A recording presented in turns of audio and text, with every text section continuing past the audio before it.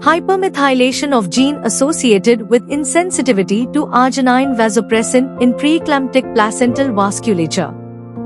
By Qinqin Gao, Lingjin Li, Hongmei Ding, Huan Li, Jiaqi Tang, Mehua Zheng, Ming Li, Miao Sun and Zix Xu. The present study highlights the contractile responses of AVP in normal and preeclamptic placental vessels to uncover the distinctive features of placental vascular regulations along with placental pathophysiological changes, as well as the molecular mechanisms of AVP under preeclamptic conditions. One of the main causes of maternal morbidity and mortality is preeclampsia.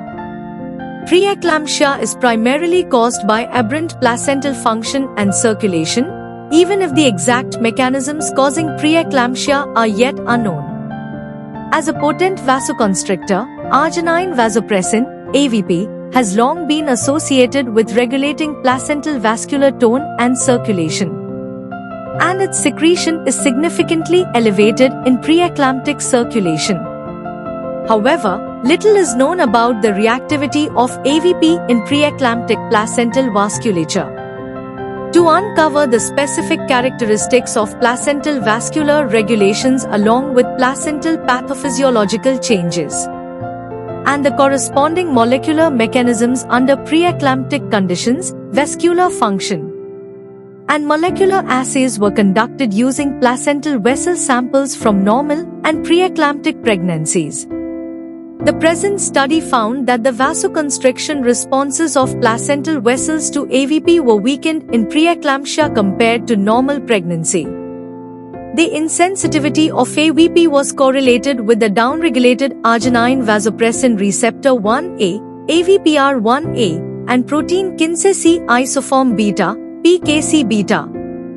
Especially the hypermethylation-mediated downregulation of the AVPR1A and PKC beta genes, respectively.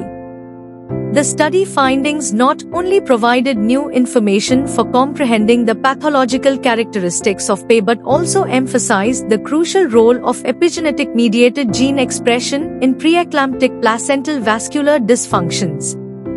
This new and important information may be beneficial for understanding the pathogenesis of PE and for the development of new approaches and treatments for PE.